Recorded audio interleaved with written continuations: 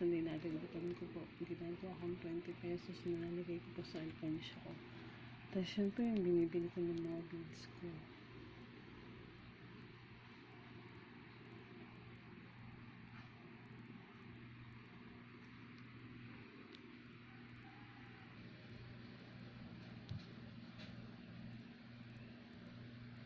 So, yun po yung tagto 25.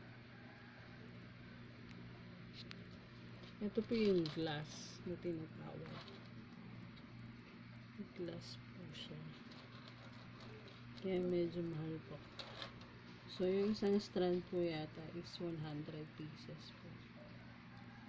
Pag bumili po ako, isang ganyan po siya.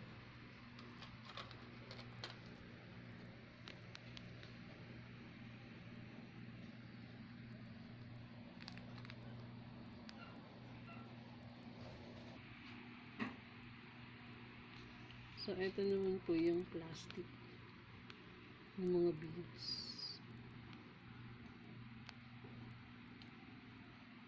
Yan. So, pinag-iisipan ko po kung anong gagawin ko dyan. Kasi, nabili ko lang po siya ng mura. So, ito po, pinili ko po sa DIY beads. Sa may Quiapo po. Buy one, take one po siya. Ang halaga niya po is 85, isang plastic before. Pero dahil buy one take one po siya, kaya dalawa po. 85 na po yung dalawa. So,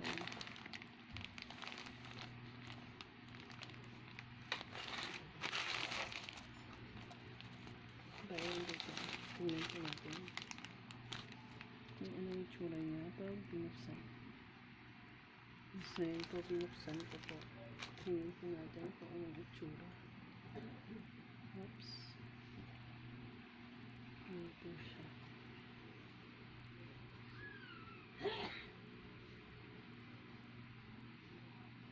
Plastic lang po siya.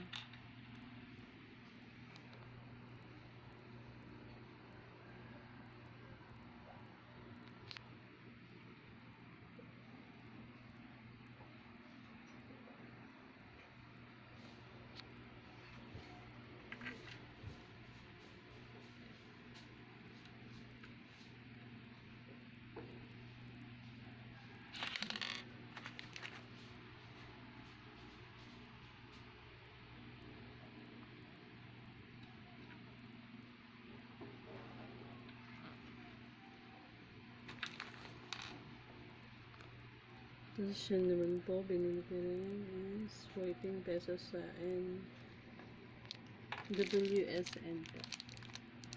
So, nakahilera din po siya sa DIY beads. Pero sa kabilang side po siya, sa right side. Yun po.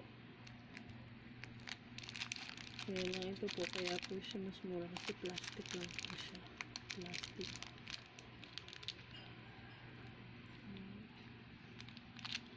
So, yung isang plastic po is 21 grams.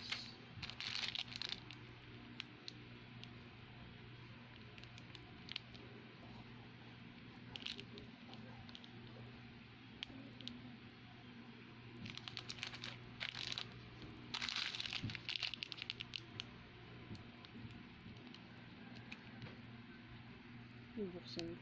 So, yan po yung itsura niya pag nakalabas po sa plastic.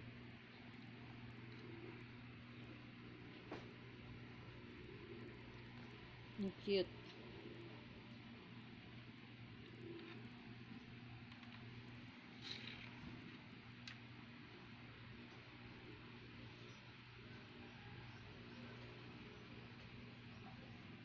Oops.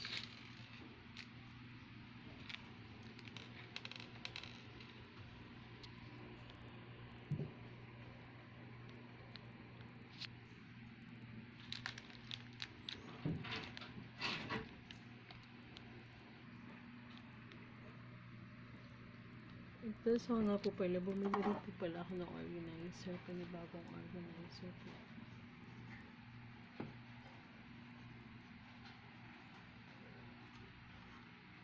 Binili ko po siya ng 65 pesos po.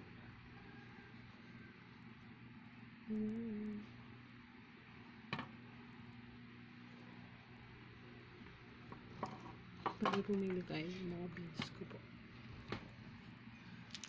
So,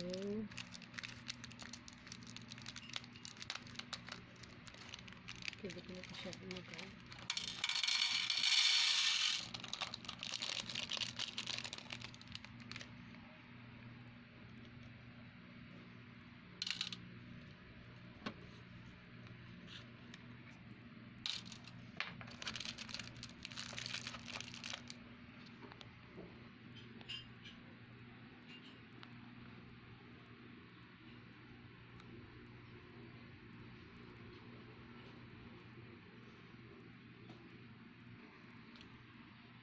So, yun na po siya guys. Nilagay ko na po siya sa organizer ko po.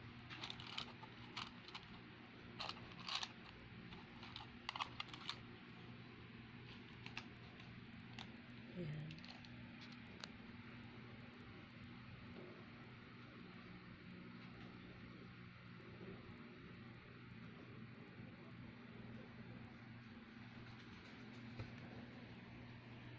Cute po. Cute. So, ito po mga pinamili ko. Hindi ko naman po siya binibili ng bigla. Binibili ko siya ng paisa-isa. So, kaya kung mapapansin niyo po lahat kung minsan ang ginagawa ko is para pareho yung kulay. Kasi, yung ano ko po, one month po bago ulit po ako bumili ng mga beads ko po. So, yung pinambibili ko po dito is iniipon ko po muna bago po ako bumili.